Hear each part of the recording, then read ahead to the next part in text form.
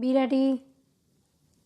Now, certain instances have been mentioned, as for instance, tea.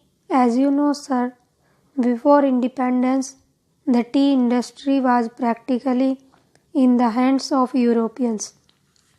You cannot call it a monopoly because a large number of companies were owning the tea gardens.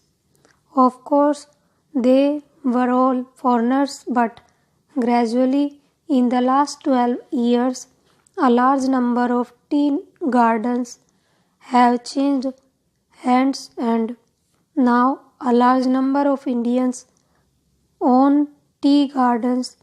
Even in the broking firms, a number of Indians have been taken as partners. Since the tea industry was completely in the hands of Europeans before independence, the sales were mostly in the United Kingdom, and naturally the Britishers had an advantage because they were the people who wanted to buy, and they were also the sellers here.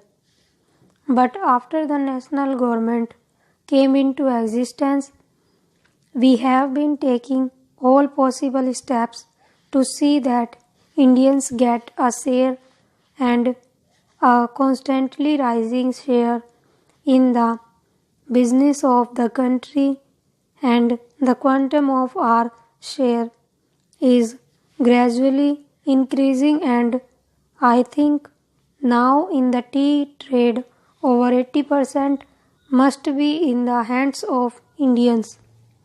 There are some very good tea gardens with them, and as a matter of fact, in the matter of quality, they are in no way inferior to the foreigners.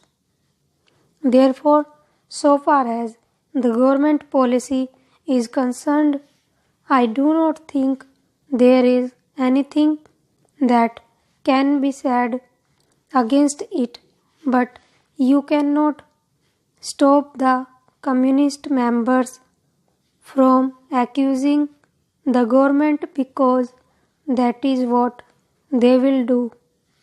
Whether it is right or wrong, that is their monopoly, and you cannot prevent them.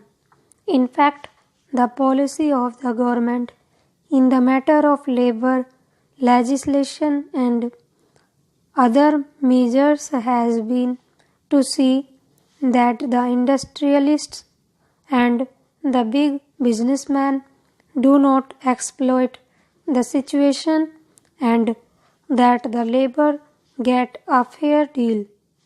Their wages are increased, bonus is given properly, they have a living wage, a fair wage, and so on. As a matter of fact, any legislation that is introduced seeks to increase the amenities of workers, and in spite of this being so, if somebody wants to criticize, well, you cannot prevent them because they do not care for facts nor for truth.